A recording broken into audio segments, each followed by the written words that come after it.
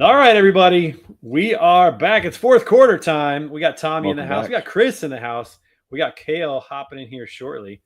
There he is. There he goes.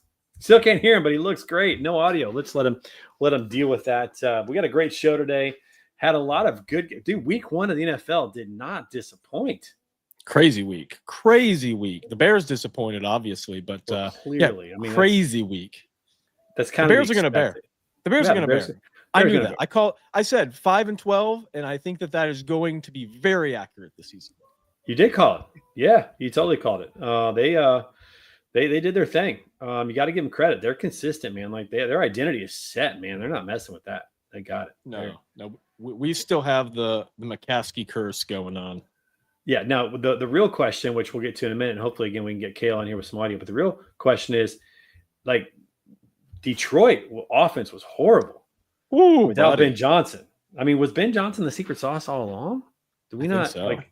Is that what we're finding out, or what's going on? Is he going to be back as the offensive coordinator of the Lions if the Bears thing doesn't work out like Nagy did with the Chiefs? Is this the rotation? And then, he's going to do well because, man, Detroit played pretty poorly. It was pretty wild. Sure. They have a really good team still, but I think the plethora of injuries, losing their OC, Ben Johnson to the Bears. I mean, honestly, I just think it's kind of a tough season to come back from. People know what you're expecting to do with this team now. They know that head coach. I mean, listen, I think he's a great coach, but I think that this season is going to be kind of one of those maybe 8 or 9, 10 win seasons. Still a good season, but it's not going to be anything where they were before. I think it's going to take them a little bit of time to kind of get their swagger back. Yeah, exactly. Kale, I think we can hear you. Okay, good. We got you. Let's go. We got you now. I know. I had a microphone all hooked up, and obviously something happened, so I apologize. Welcome, gents. That jersey has got to. That's a rub in the face. Look at that. That's a tribute to Tommy who called it. I mean, Tommy. Nice. I know. Well done. Yeah, kudos, Tommy. Only guy that picked him. Only one. I wanted to, but obviously I didn't. It still didn't allow you to beat Chris. I mean, that's the thing. You picked somebody that nobody else picked, and you're the only one that won that game, and it didn't even help you. And you know what's funny? It's funny. We started with the Bears, and I chose the Bears to beat Minnesota. And at the last second, I was really debating, going back and forth. I was sitting here Monday night. I was sitting here, man, should I change this pick? The Bears are not going to win. And early on, I was thrilled. Dude, they look good for 3 quarters, 2.5 quarters. I mean, Caleb came out 9 for 9. Looked good. Looked comfortable. He looked really good. Looked like a different guy. Yeah. Listen, I think the Bears offense looked, not to take this whole conversation about the Bears, but the Bears offense, and obviously their whole team, looked a lot better than last year. I still think they're not going to win a ton of games. They'll still think it's going to be a growing year. Another head coach for Caleb. So again, I think it's going to be an overall fine season, but we're going to have a lot of collapses like this. They have to find that way to win. They have to develop that way. So clearly. Yeah. All right. Now listen, before we go any further, and I know Kale, you're going to take over the agenda in a minute, but can we just give a shout out to Chris? This guy, let me tell you something. This puts you on the map, my friend. You lose the first 2 games. You lose Thursday night. You lose Friday night. You're dead last. And then you go on an absolute heater. You win 14 in a row. And the odds of that, Kale, what was it? 900 to 1? Yeah, for a 14-leg parlay, 900 to 1. So if he would have taken that 10 grand he was saving and put it down, he'd have $9 million. Listen, Chris is going to do this every week from now on. And his wife's going to be like, "What are you doing?" He's like, "Listen, this is 900 to 1. I did it once. This is my side hustle, hon." But honestly, if money would have been involved, I would have been 50-50 for the week. So I mean, that's just how it works with me and my pocketbook and everything. So it was a tremendous week, and I have to ask you about some of these games. We're going to get to it in a minute, but I got to ask you about some of these picks because pretty impressive overall. Want to know where your head's at on this. But welcome to the show. Welcome to fourth quarter, Chris. Thank you for having me. My routine usually starts with pulling up week 1, looking at the spreads. And then just, randomly picking, and I did wake up, after the Thursday night game. I woke up Friday morning to a text from Kale saying, "You picked the Cowboys." And I'm like, "Nah." And so I go in and I look and I'm like, "Oh, that was a solid pick, Chris. I'm with you on that. That was a solid pick. Yeah, and so it's like it would have been great if they won, but they didn't. I'm like, oh crap. Yeah. So Hey, they but played anyway, well it's- enough to win. They actually, and with Yeah. with Jalen Yeah. Brown going out third player or before the game started, whatever. Like even with that happening, I thought for sure. I thought this is money in the bank. Yeah, little Super you Bowl know, hangover. Cowboys coming in to prove something. Nah. And actually, both offenses looked really good up until that weather delay. I mean, they were moving up and down the field. Defenses and were just really nothing. stopping. Good play from both quarterbacks and receivers, and which was amazing for Dak. But I was like, smokes. It's like they just might do this, and then that weather delay just kind of it's tough to come back from that and get into a rhythm. And I remember looking at the score in the third quarter, and then I tuned back in because I had to go do something that night, and then I tuned back in, and the score was like the same. I was like, "What happened? Like, there's nothing going on." But they got flat. That's for sure. Yeah. But it was an impressive week. 14 out of 16 and 14 in a row. Yeah. I don't think we've ever seen anything like that here on fourth quarter. Not with us. No, so Chris has got a 2-game lead. Now you gotta repeat it. You got a two-game lead over Ty, myself. I'm 49ers 5 rings. Blake, is Blake somebody you know, Trey? Yeah, Blake Lappin. He's in Kansas City. Yeah. Okay. And then Think Freight Tommy's right there. I wanted to give a shout out to Casey Friars, which is Chad Atkinson. He was really happy with my jersey today. He was a little, I think he was a little salty about it. Well, you'll notice that he and I are bringing up the rear. We are at the bottom. It's not good. Well, he's like, I can't make a comeback if I don't start from behind. I said, well, that's what I would say too. So good job, man. It's set up. It's set up now for him to make a epic comeback. But it's early. We got 16 weeks to go, 16 games a week, and playoffs. There's a lot of football to be had. But Chris, definitely impressive. Well, and the logo we got in the top corner here. Oh, I need to put Chris up here. The winner goes in the top right-hand corner. So Chris is up there with his logo. So this is the Eureka, or is it the Lincoln County Lions? It's officially we're the Lincoln County High School. Yeah. But the town we live in is Eureka, and our mascot's the lion. So, dude, that's a pretty cool logo. Although I will say, it kind of looks like it's like a beaver inside of a lion, is what I'm seeing. It's actually the female lion inside the male. Oh, okay. So I knew it was something. I knew it was something. See it. Yeah, I knew there was an Easter egg there. Yeah. So it's it was a local guy that designed that. And he sells all the swag. I don't even think he's copyrighted it. And nice, he's just a super nice guy. And so it's great to be able to take that and then do the customization on my Yeti and with all this stuff, not get in trouble. That's got to be a great logo on the side of a high school helmet. That's it's great. It's got that on one side and then the player's number on the other side. So it's pretty strong. Nice. That's cool. Pretty strong. Well, shout out. I'll brag a little bit about his son Rogan, who's a senior. 197 pounds now? 5'10", 5'11". Yeah. He probably says he's 5'11", right? But he's probably 5'10". He should. In cleats, 5'11" and a half. But it's like who's counting, right? So, my coach said I was 5'11" in the high school program. Everything's all inflated. I was 6'2", man. I was 6'2" in high school. I never reached that. Yeah, never got there. Yeah. Never got there. We were just visioneering, but it never happened. Yeah. All right, so we got to talk some football games, man. We need to work backwards. We got to talk about this Monday night game. Yeah. Or the Sunday night game actually is probably. Yeah. Let me share that screen real quick, and I got it muted so that we can talk about it as it happens. Picking up the game right here. 4 minutes to go. And I went to bed here. Tommy. Normally a good decision, Tommy. Normally a good decision, but no, this was. And by the way, this ball doesn't get tipped; it's picked off. Yeah, that ball does not get tipped; it's picked off. Yeah, So incredible fortune to get that one, because if they pick it off, that's the game. Again, obviously, if Henry doesn't fumble right here, this is crazy. He's so strong, and this guy, the guy who knocked it out was a little guy. He's like, just got in there and just got it out. I can't believe he fumbled that ball, especially right there at the 30. I mean, that's 2 hands on the ball all day in the fourth quarter with a lead. That's 2 hands on the ball all day. Yeah. And here we go, Josh Allen right away, first play, right back. Look at this, first play. I mean, first reception for that guy, first NFL reception. Wow, that's awesome. Wow. What's crazy to me is that it took him 4 downs at this point to get it in. Yeah. Like this should have been in right away. I don't know, and then right there, him jumping over, he should have done that the first time. Yeah, sometimes you get cute, down there at the goal line, but man, I tell you what I wonder what the odds were for them to actually come back on that game. I know it's crazy. Well, at one point they had a winning percentage of 1%. 99. Yeah, 99% 1% chance to win. Yeah. And then, they missed the 2-point conversion. I thought, okay, well then there's that. Well, then now they get the ball back. And then that was a dart right there. That was an absolute strike.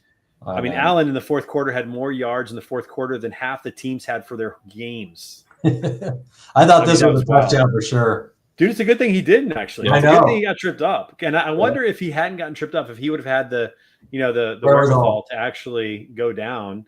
I think he saw the end zone. He was going for it, man. Yeah, totally. Prater here. 100%. Prater's been solid for years. So excited. He got in on Thursday night. Took the red eye Thursday night. Didn't even know any of his teammates. But he went up to Josh Allen and at one point and said, "Hey, I'm going to give you everything I got." And that was actually pretty cool to see. See that work out. That was so crazy. I mean, I didn't turn it off, but I was kind of walking around the house and I missed the tip. And then I was like, I had to go back and watch it because I'm like, what the heck happened? Yeah. Epic meltdown. Baltimore. And I hate to say this, but Baltimore being Baltimore. I know. Mm-hmm. Mm-hmm. Yeah. I mean, they kind of have that mindset too, that in the big moments, and let's be honest, this was a big game one. I mean, Baltimore and Buffalo coming out, setting the tone. Huge. Both teams expected to do great things. Baltimore running away with it for 3 quarters, and then to lose it on the road, like, man, that's unfortunate. That's a Baltimore being Baltimore thing. Because if Buffalo had lost that game, people would have said, "Hey, this is a great game one. They outplayed us," which they clearly did. But now, man, Baltimore has to live with that for a while. That's not going to take. They had a couple of meltdowns last year too. Same kind of thing. They did, yeah. And it's like they play some games, and it's like these guys are totally unstoppable. I mean, it's like everybody's clicking. Derrick Henry, Lamar Jackson, and then they come out the next week and lay a turd, and it's like, who's this team? So, I mean, think about just last year, week one. Last year, week one was against the Chiefs, and they had that game on the road. And they didn't have it, but they had the comeback, and then they had that the touchdown that was taken off the board. But they had a bad week one last week, a bad loss last year in week one, and a bad loss this year in week one. Well, I think I saw it, or not. I think I read a stat on Baltimore, and they have lost. It was either 8 or 9 games where they've had a 90% chance or higher of winning. That's wild. Wow, that is wild. And with their personnel and John Harbaugh, he's a great coach. Yeah. But at some point, you have to look at this and say, there's something here in the DNA that's not right to win games, to win big games. Right. There's something in the DNA that's not right. I don't know if it's a player that's missing. I don't know if it's a coach that situation.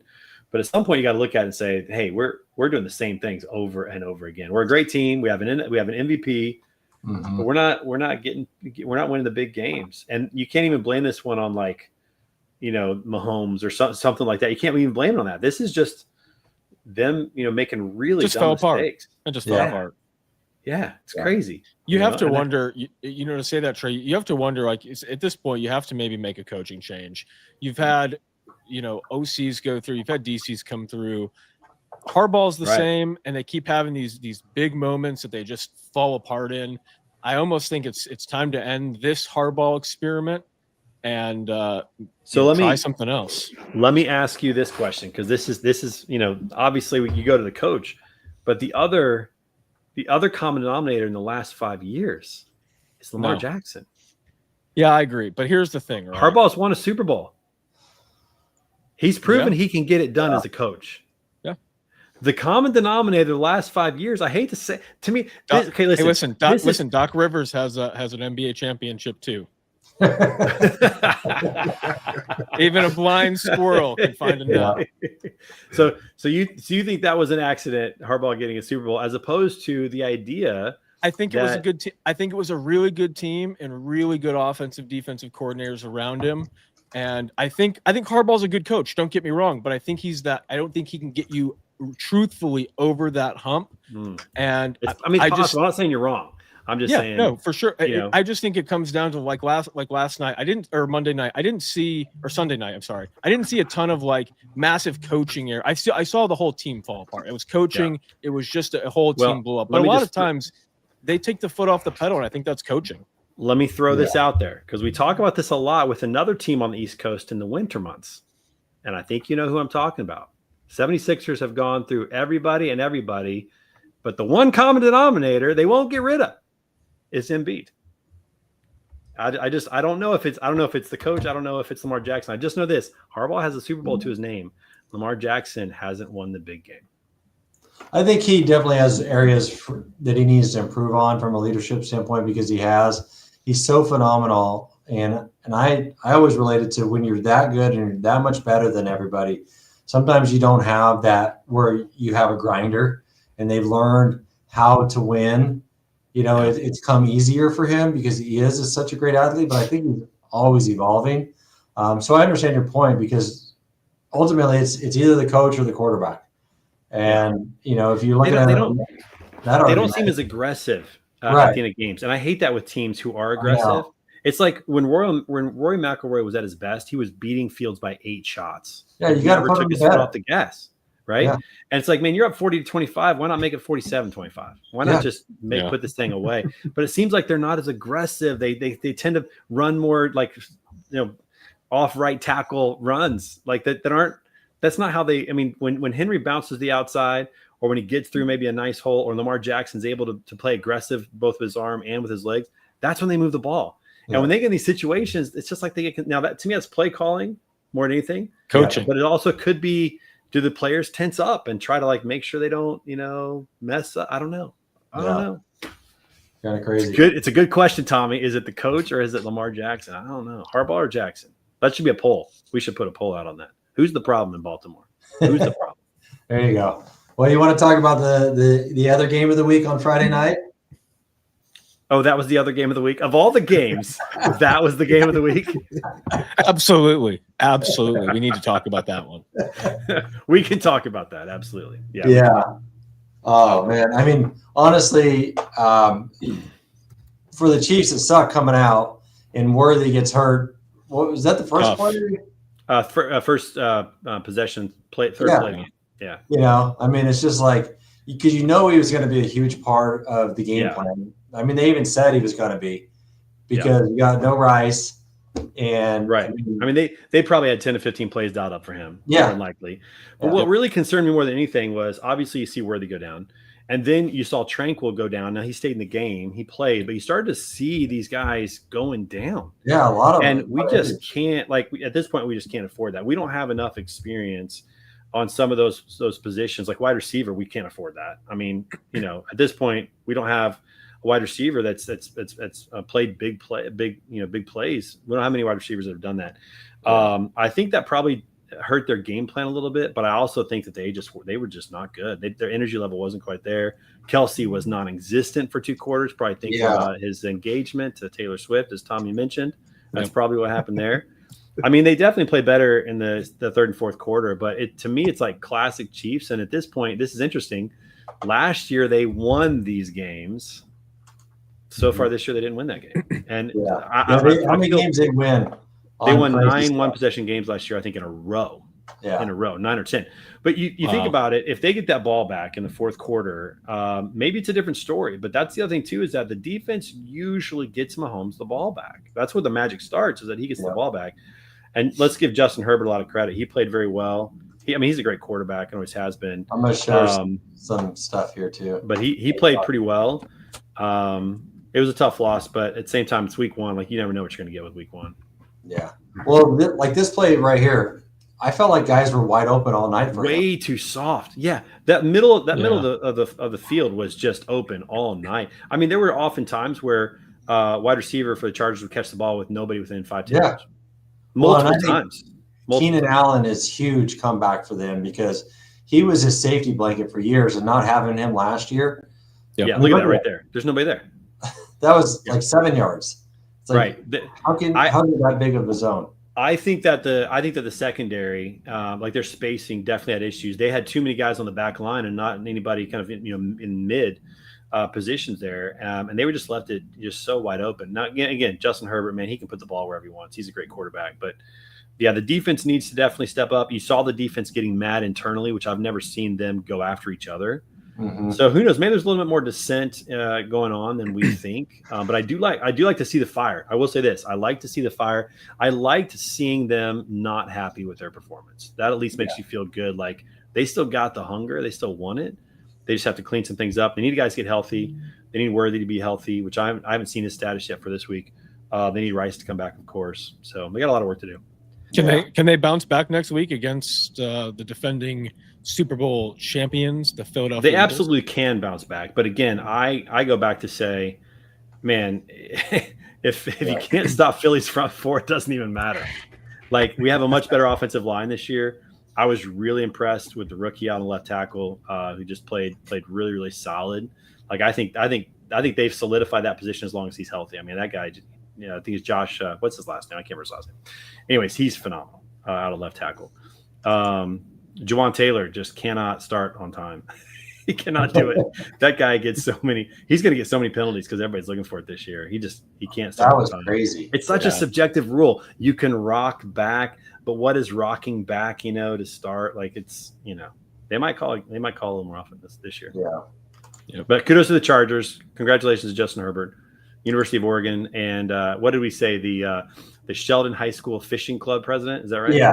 Yep. Golden High School. What do you do? Yeah, Sheldon not bad for a High School, walk on. Not bad. My nephew just graduated from Sheldon High School in June or in July. Awesome. Yeah, early June. So That's awesome. very familiar with that place there in Oregon. All right, let's give the Steelers a little love here real quick. Yes, Um, 100%. I Listen, I like Aaron Rodgers with Mike Tomlin. I think this has some legs, at least for this season. I don't know beyond this season, but definitely for this season. Listen, I I called him. though 60 yards.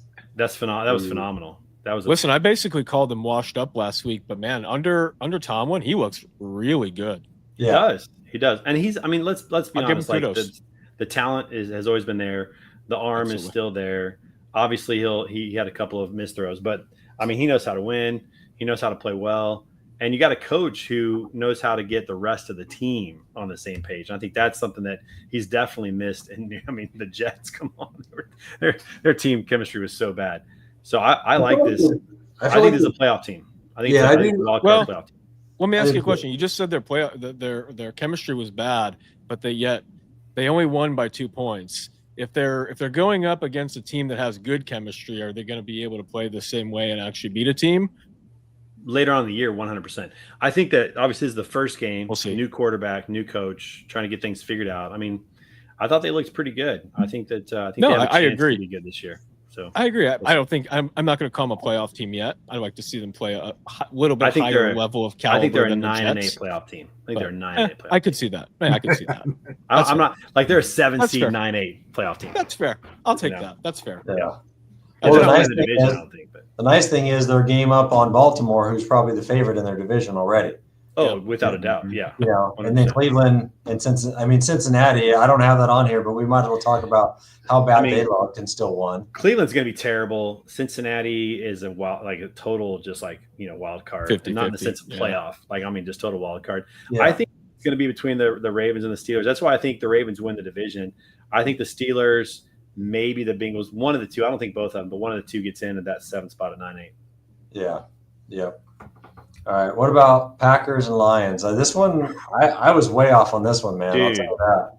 Can we just call the Packers for what they are? Like they are now, in my opinion, a contender, like legitimate contender.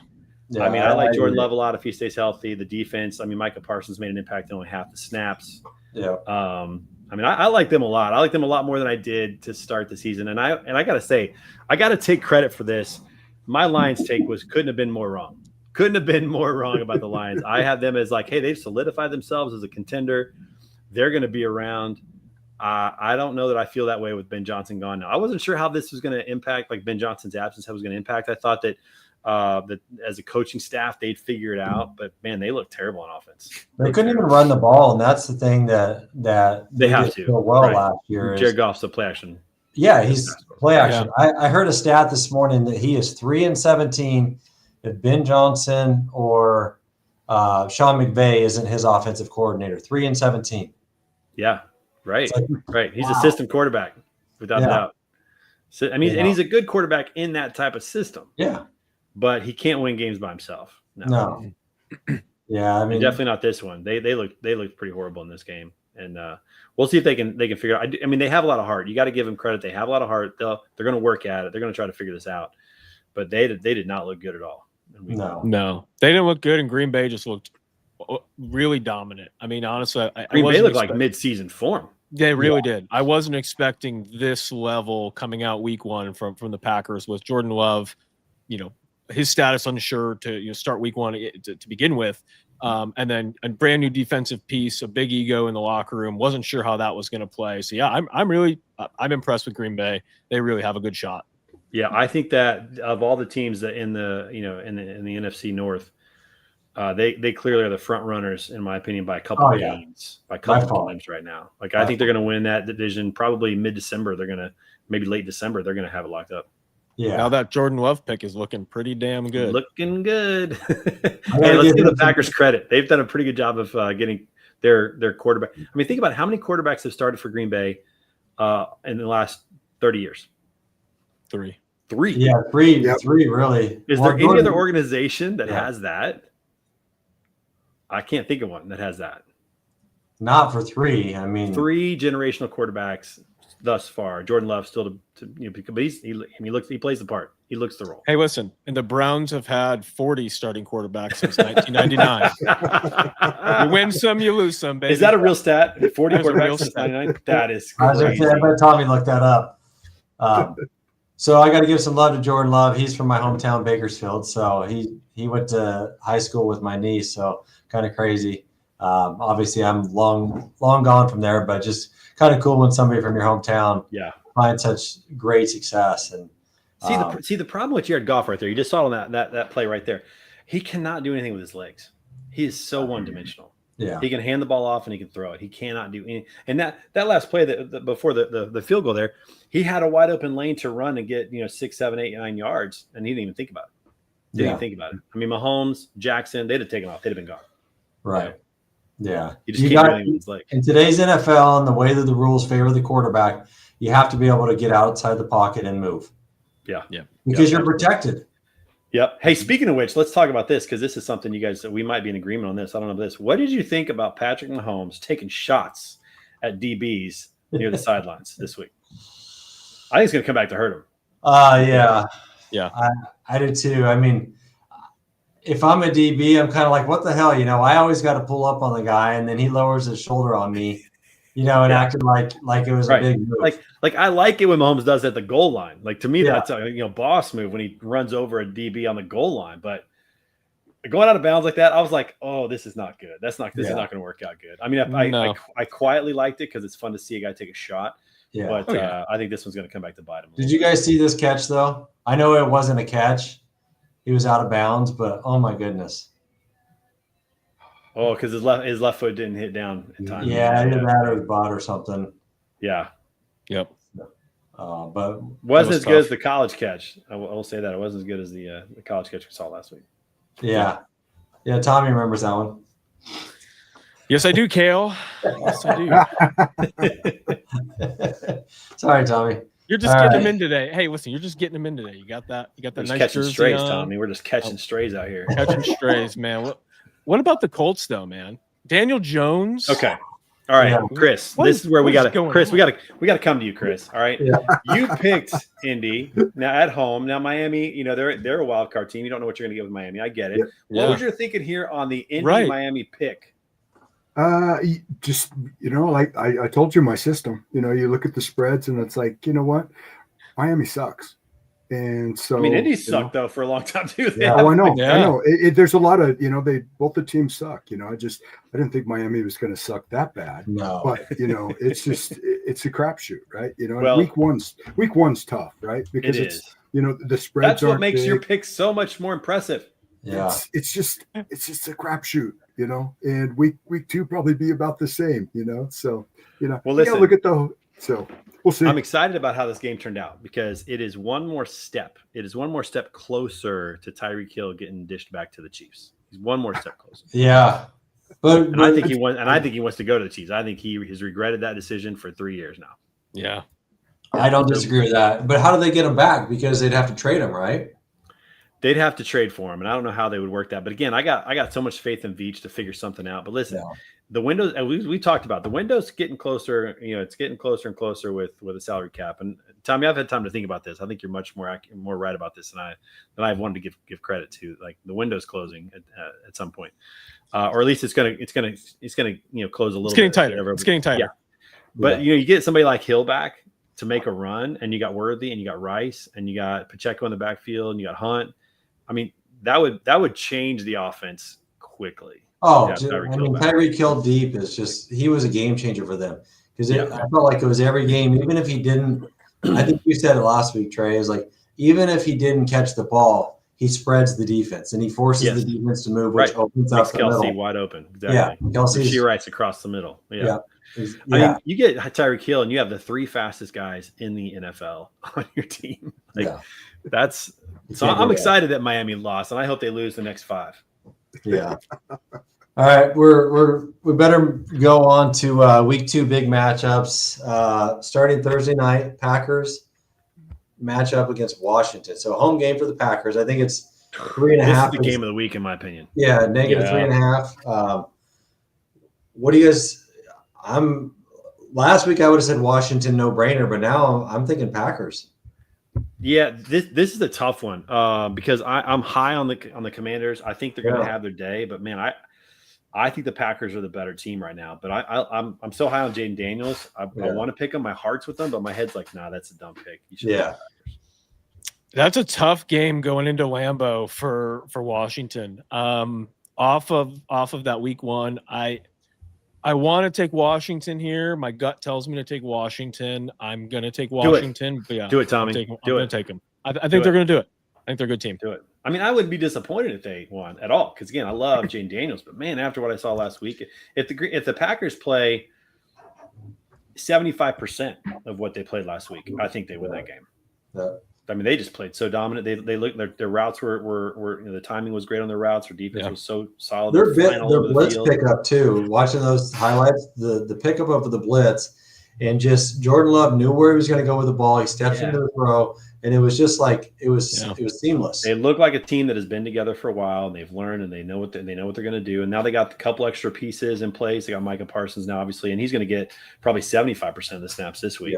Yeah. I mean, what he did with 50% of the snaps was tremendous. I mean, 75% of the snaps, and if he just makes it a little harder on Jaden Daniels, just a little bit, it's tough to do. But Jaden Daniels is so good. I love that guy to death. Again, like I said, I'm not upset if they win. I'm not convinced though that they're going to pull this one off, especially at Green Bay. If it was in Washington, I think it makes it a little bit different, maybe more of a toss up for me. But listen, they also played a really defeated Lions team. Again, I don't think that I'm not going to take any credit away from what the Packers did. They looked like they were in midseason form, but again, you're playing, I think, just a slight level up in competition from the Lions this upcoming week. And I think that's going to show. I think the Washington Commanders are just going to have a little edge. I think it's a really close game, 3, 6, 8 points, maybe something like that. Yeah, I mean, I think you should take them. And Chris, I think you should take them too. And Kale, definitely take the Washington Commanders. I need you all to take the Commanders. I've got the Packers pick, so I feel you, man. I'm torn on that one. I need everybody to take the Commanders. Chris, what are you doing with that game? Packers are playing at home.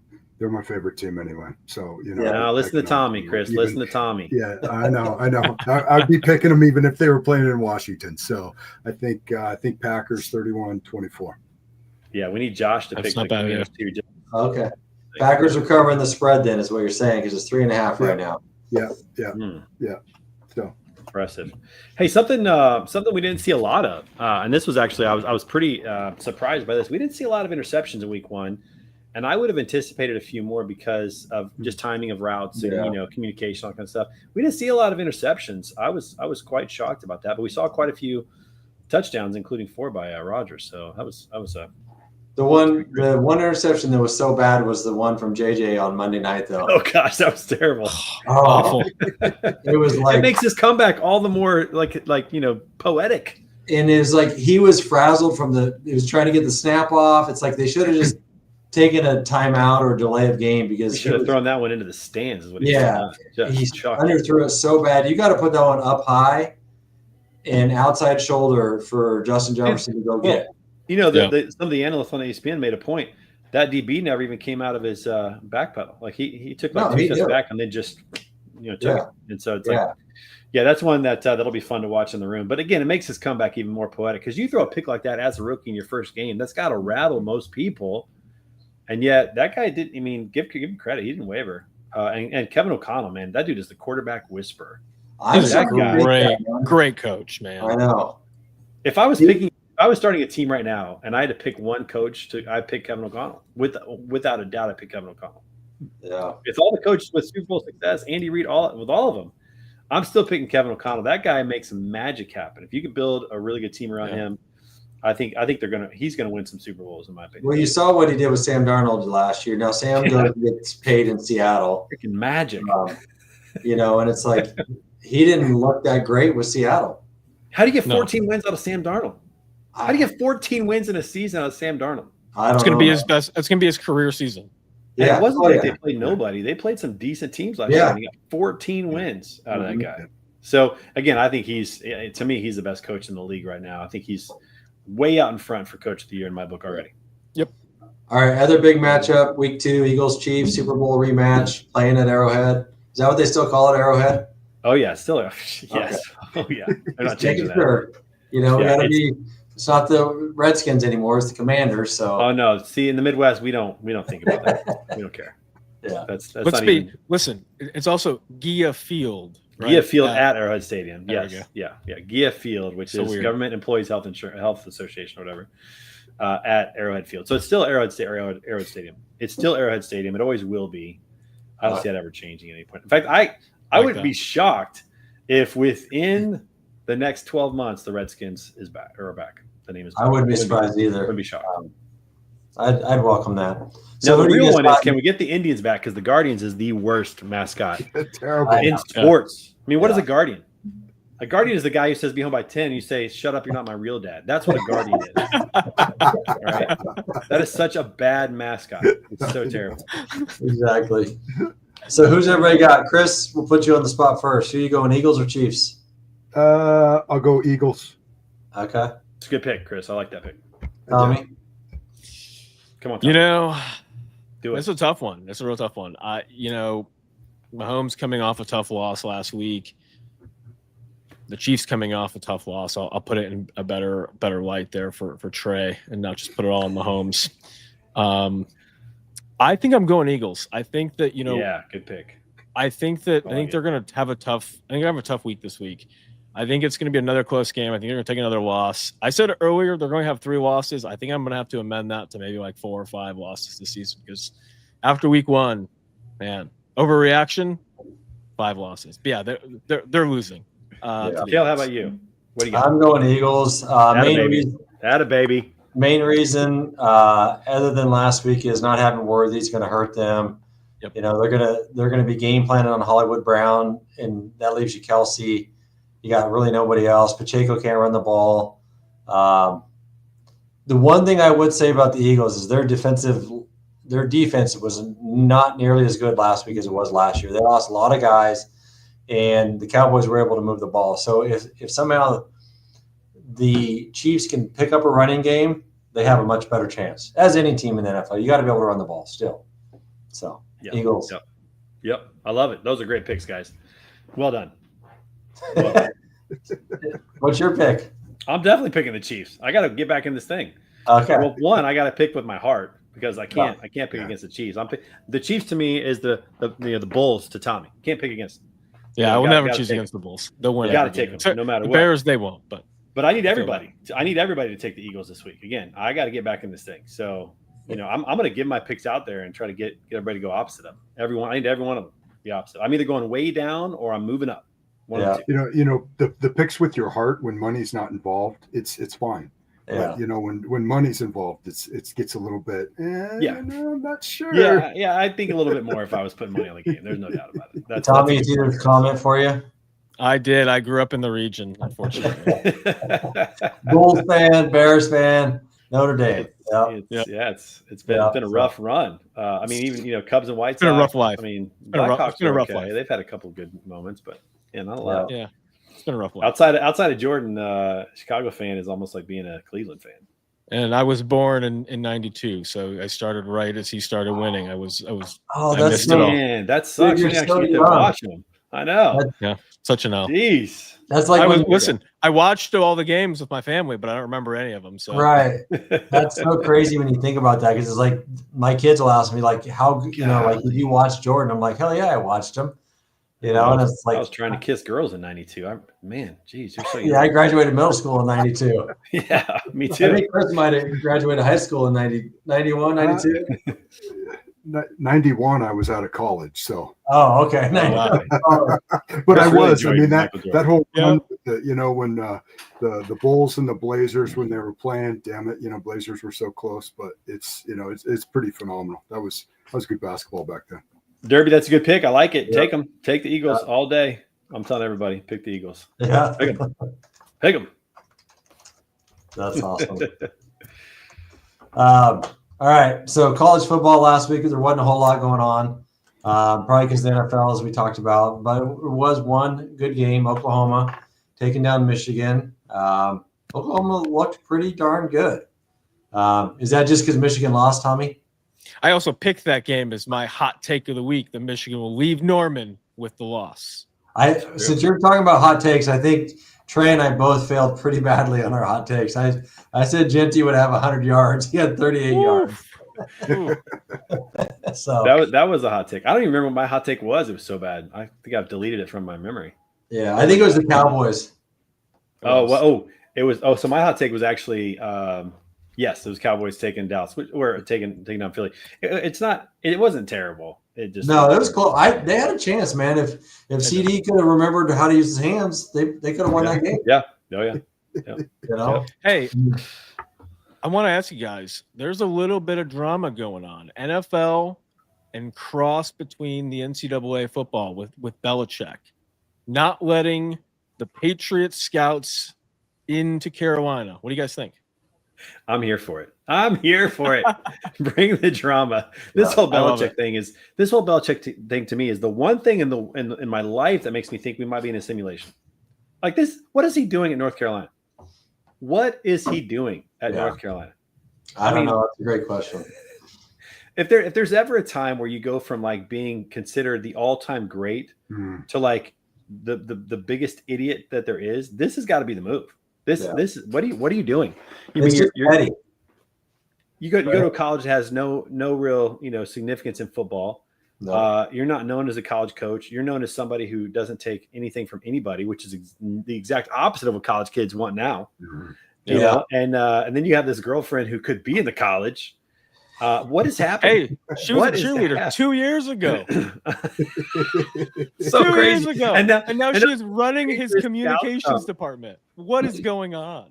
And they won't let Patriot scouts come. Like, what does it even matter? Like this whole thing, it's like somebody like literally is just messing with the whole matrix right now, just to play around. Someone's at a computer just running jokes right now. Yeah. That's all they changed some code. It's crazy. How long does this go on? How long does this Carolina experiment with Belichick go on? Does he make it out of this season? I mean, see, they just keep him because they like the attention. They're actually getting attention right now. People are talking about him. Mm-hmm. Yeah, they look terrible last week. Yeah, it's just a attention thing. I don't even know. Maybe that's her strategy since she's doing the media or whatever. Hey, create as much drama as you can. That's right. As much likes and as much attention. All press is good press. Stupidest stuff, you'll get more. That's gonna we're gonna know this for sure when Belichick starts doing TikTok dances. That's when you know that this is gonna be totally out of control. Or if he smiles, right? So oh yeah. That's true. That could be true as well. Wild. All right. Speaking of more college, top 3 games or the top games: Georgia, Tennessee, USF now ranked, beat 2 ranked teams versus Miami, Texas, and Notre Dame. So, I'm looking at that Texas Notre Dame game. But Tommy, you go ahead. I want to hear what your thoughts are. Man, A&M. We walked into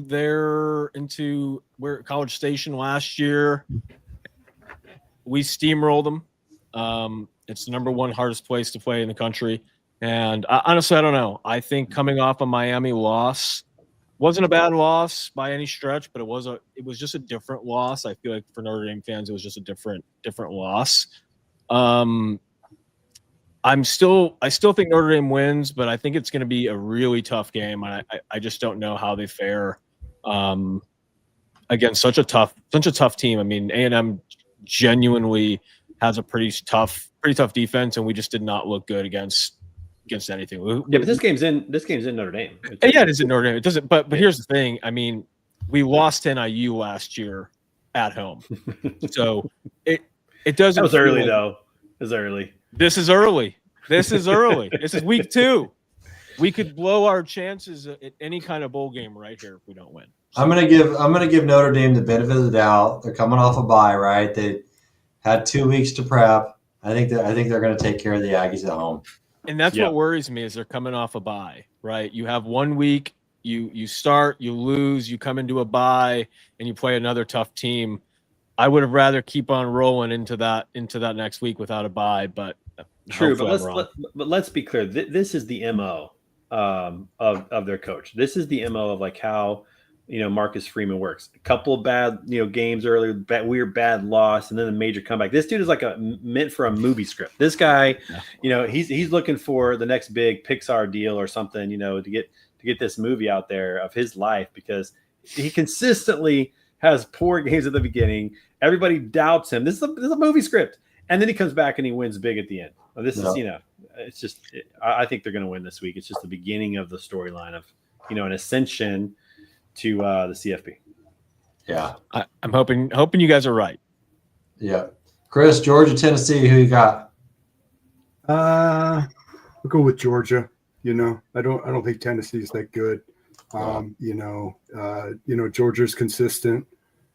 They always are. They usually have one meltdown in a season, but this isn't the one. So I think they get it done. The only thing that has me doubting that, and it's just a doubt, it's not a convinced, but doubt, is that it's in Tennessee. Yeah, and I think that environment it leads itself to either an epic win over Georgia, which they need, or a really bad game in which they get blown out and it's like deflating. You can go either way at this point. I think you can go either way. It's like you could put money on both options and it would make sense on some level. But I think that being in Tennessee makes it more interesting. If it's in Georgia, 100%, I think Georgia. Being in Tennessee, I actually want to watch it. I want to see what happens. I think Tennessee has a shot, and it could be one of those kind of jolt in the arm for the program type of wins to say we're back, we're here. We're fully back now. We beat Georgia, kind of thing. Beat Georgia, now you're really back. Yeah, yep, that'd be huge. All right, last ranked game. Alabama, so. Yeah, last ranked game, USF versus Miami. Can they keep it rolling? Trey, what do you think?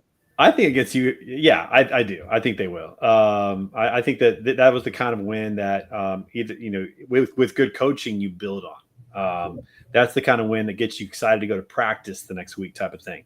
So I think they keep it going. I do like South Florida. I really am excited about the fact that that they've got some momentum, and it's kind of neat to see an in-state school. So kind of the no-name in-state schools making their way up the top 25. But I think Miami has some momentum. They can keep it rolling, and just if they came off of that win against Notre Dame and had the right attitude, I think it's just like a springboard. So I think they roll in this one, in my opinion. Yeah.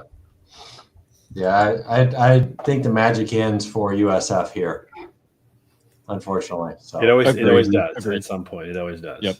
Yeah. You'd like to see that storybook keep going, but this might be their last week in the top 25 for the season, right here. Right. This might be it. It's been a good run, boys. We'll see. We will see. It's been a good run. Yeah. All right. Anything else on college football before we get Chris? I don't know how much you're into this whole Kawhi Leonard saga. Is this where he was getting paid by the shell company? Yeah. Yeah. Okay. Yeah, a little bit. Yeah. Under the table, the $28 million for not doing anything. So or something. Yeah. So that's about it. That's my knowledge of the situation. But it didn't sound legal if they did it, right? So did you guys watch the Mark Cuban interview with Pablo Torre? Yep. Yeah. You guys catch that? I'm gonna play a quick piece from that because I think it's that shocked me. I read that whole thing wrong. That shocked me. He took Ballmer's side. Yeah. So The contract. Was it the agent and Uncle Dennis is just trying to collect? Was it the Clippers and they're just huge idiots? Or was it Uncle Dennis acting on his own, freelancing? I would bet on option 3. The ultimate leverage in the NBA historically has been a superstar threatening to leave a place in which he can extract in exchange all sorts of stuff. Now, typically, when we say that, it's within the legal bounds of the CBA, right? Mm-hmm. The Kawhi Leonard story since 2019 has been cap circumvention. That's the allegation. No. There was a story. The story is not the same as the facts. No. But the story of Kawhi Leonard and this investigation by the NBA, as alleged by your colleagues in the NBA who dealt with him personally, was that this guy is coming to us asking for shares of ownership, but more even pressingly, these side endorsement deals, these sweeteners that are off the books. No, I get what he asked for. There's a lot, and I'm telling you, Pablo, that happens all the time. It's just like this guy asked for ownership, and that's what made it ridiculous. What I would return to, though, as an NBA fan and a journalist, is the actual timeline of Steve Ballmer owning the Clippers, right? So he wanted the cornerstone, the franchise superstar of a caliber that was going to do the thing that no one had done for the Clippers, which was compete actually with the Lakers. He had just won the title, and he was healthy, and Steve Ballmer had the opportunity to do the rarest of things, right? Get a free agent franchise player in his prime, which does not happen. And how did he do that? And what did he give up to do that? He gave up everything. Mm-hmm. He did whatever Kawhi Leonard's camp was saying he had to do. That was the story of that offseason, you recall, right? He wanted Paul George. So if what you're saying is that wasn't enough and he'd go to any length to do anything but only for Kawhi, I'm not going down that road. Oh, no. I'm saying that he clearly knew the importance, because he's an NBA fan, of... All right, that's kind of the gist of it. But man, what a saga this has turned into. Tommy, I saw you shaking your head yes there. So, and I know you're probably even more into this than I have been, because you were sending us a lot of links and I've listened to them. So give us your hot take on this. Yeah. So Mark Cuban thought he had a Pablo there. Saying, he gave Kawhi everything, and he thought it was a really good point to make, right? I mean, he gave Kawhi Paul George. They traded seven picks, one of them being Shai Gilgeous-Alexander. Obviously, they didn't know what that was going to turn into. Right. But again, Kawhi, I mean, and it came out today, and I don't know if you guys saw this, but the Toronto Star said that Uncle Dennis made a lot of demands when he was negotiating with the Raptors in 2019. He wanted a stake in the Maple Leafs, which is also owned by the same group, and also $10 million in extra sponsorship money that he wouldn't have to do anything for. I also saw somewhere else, this was on Reddit a couple of days ago, that in 2019, Kawhi could have signed for $49 million more than what he could have signed with the Clippers for. And 2 years later, he gets a $48 million deal from Aspire, $28 million in cash, $20 million in stock options.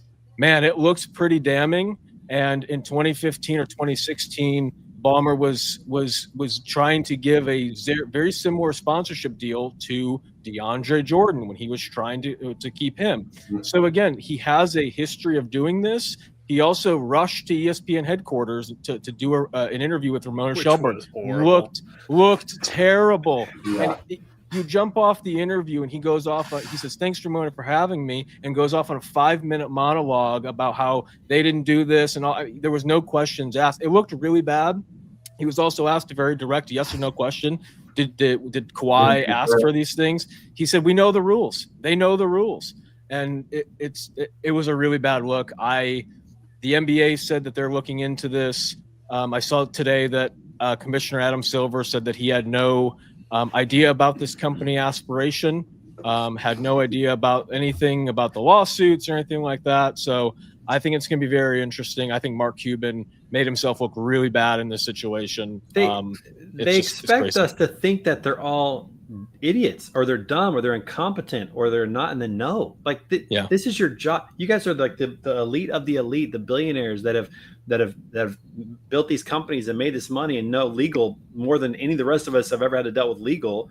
And they're all saying, well, I didn't know about this. And to me, here's the kicker is, if Aspiration was this just random company that somehow made this deal, and there was no connection backdoor with Ballmer, with the Clippers, with the sponsorship and all that, it makes it more plausible. Mm-hmm. But when you have all of this intertwined and the money, how does Ballmer give $50 million to Aspiration, this company that just looks like it's fraudulent from the get-go, what they're doing with carbon things like that?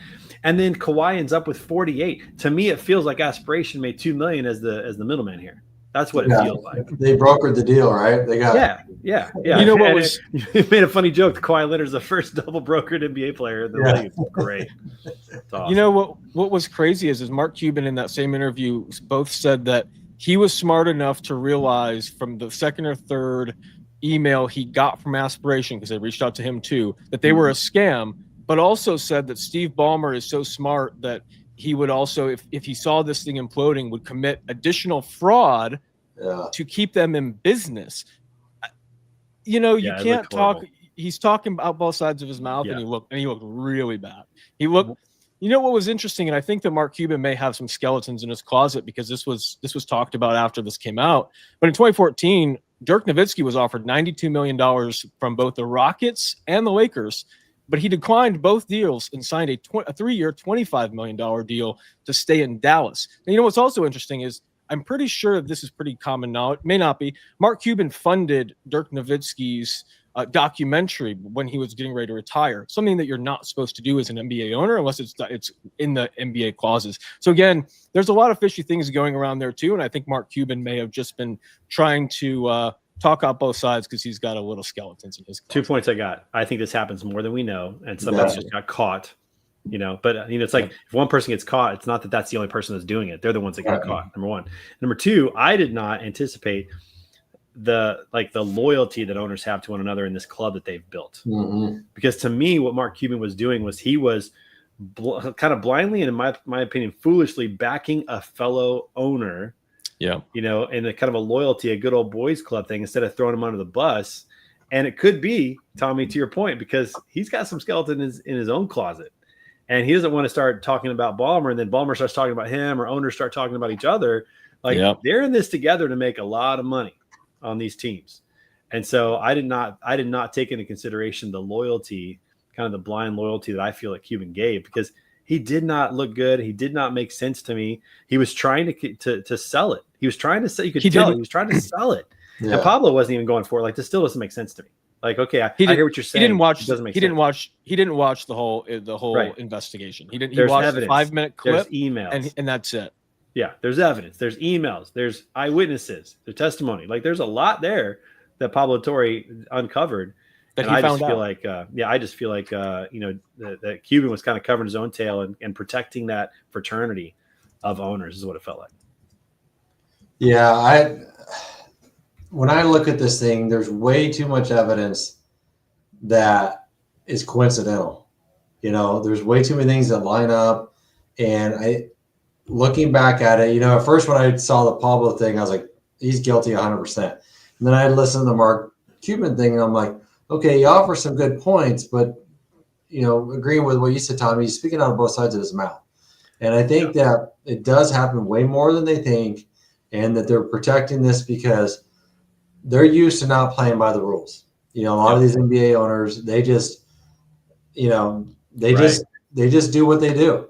They have billions of dollars, and let their lawyers take care of it if anything gets, a problem. So it's like, can I be defensible? I have the money to defend it. So, and then if you go back and if you look at, let's say they are guilty and they're found guilty.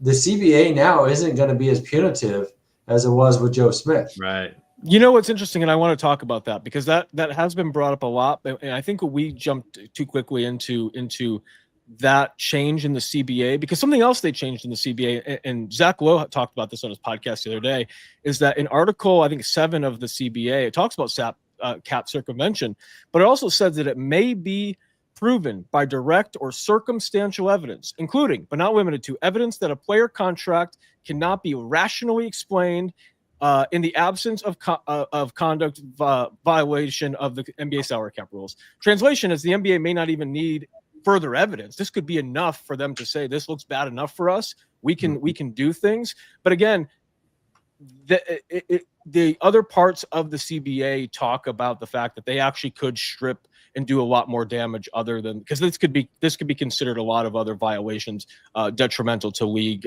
conduct and things like that as well. Yeah, it's Trey, you're muted. Does the NBA protect its fraternity of owners? Or does it throw the book at the Clippers and try to get rid of this and have more of a friendly PR situation and salvage the fans? Because I feel like if they don't do anything, they're going to lose some brand equity. They're going to lose some fans over this who see this as just insider trading. Some won't care, but some will. And I just don't know which way they're going to go on it. But it just, to me, like there's just too many coincidences here for this to not be legit, in my opinion. Yeah, the thing that I go back to, and I've heard this on a lot of them, is who does Adam Silver work for? Yeah, the commissioners, 100%. Yeah, they're paying his salary, and they're all in it to make a lot of money. Yeah, but to that point is there are a lot of very rich owners in the NBA, but none of them are as rich as Steve Ballmer, Mark Cuban, Wake Up in Golden State. There's only a handful of owners that could really throw $50-60 million at players to be able to do this kind of thing. I think you're going to have a majority of owners coming for Adam Silver saying, we want this guy's head, or we want something done about this, because there's Oklahoma City, there's these small market teams that just don't have the money, don't have the ownership groups to be able to put money together to do things like that. And yet the irony is they won from this whole situation. Yeah, absolutely. They benefited. Oklahoma City saying thank you. Keep Ballmer in the league. Absolutely. He makes dumb decisions. Makes anyway. irrational decisions. Yeah. Yeah, that's totally true. So totally true. Hey, Chris, thanks for being on the show, man. It was great to have you. Thank you so much. I hope I never see you again on here, though. I'm going to say that right now. Go Eagles. No, I'm just kidding. Or if it happens again, I'm going to start betting on your picks. So I need you right. I need them up front. I appreciate you having me on. It was a lot of fun. So this is good. All right, we got a couple more things. Hot, quick takes. Does Rory's win at the Irish Open give Europe side momentum for the Ryder Cup? Trey, you're the big golf guy. I mean, if Rory can clone himself 11 times, they got a great shot. But I don't think that I think it obviously is good for him. The Europeans play for this team event. They're going to be tough no matter what. I don't think this win changes that. But I do think that the Americans have a great captain who wants to win, who has put together a great team. I think the Americans still win. But it's always fun to see Rory win. I think he's probably the most lovable and relatable guy in golf as a whole. But I don't think it changes the Ryder Cup situation. I think the Americans still win. Yeah. All right, Tommy, what Lions team shows up in week 2? Oh, that's a good one. I think the one that beats the Chicago Bears. Yeah. Unfortunately, here's the thing: is my gut tells me go with the Bears because they're going to have a lot of lessons learned from week 1. But I think the Lions will too. I think it's a really good matchup. Two terrible teams going up against each other. Ben Johnson, second game as the NFL head coach, going back to his whole team against the Lions. I think it's going to be fun. I think the Lions are still going to squeak it out. Tommy, I like that pick. I think you and everybody else should make that pick. Yep. All right. Any hot takes that we haven't covered already? No, I think we're pretty good. Yeah. I think we're good. This is going to be a fun week 2 with a little more college action and the NFL going on, and of course the Ryder Cup drama building up. I'm excited. Yep. It's going to be a fun couple weeks moving up here. Me too. Awesome, Vince. Well, let's wrap it up. Hey, I dropped the pool in the comments. You guys, if you're following on LinkedIn, Trey and I. Join the pool. Let's go. Join it up. Times. I think we're up to 14, 15 people now. So. And the more people that join moves me up in the standings. So I need automatically. Is that right? So, yeah. It's like, sorry you missed week 1, but yeah, everything's good. Yeah, hey, it doesn't matter. We don't have to get into details, Chris. I just need to move up. That's all. Yeah, just moving on up. Matters. So awesome, guys. Appreciate it. Till next time. We'll talk to you soon. Fourth quarter. Peace, everybody. See you guys. Thank you.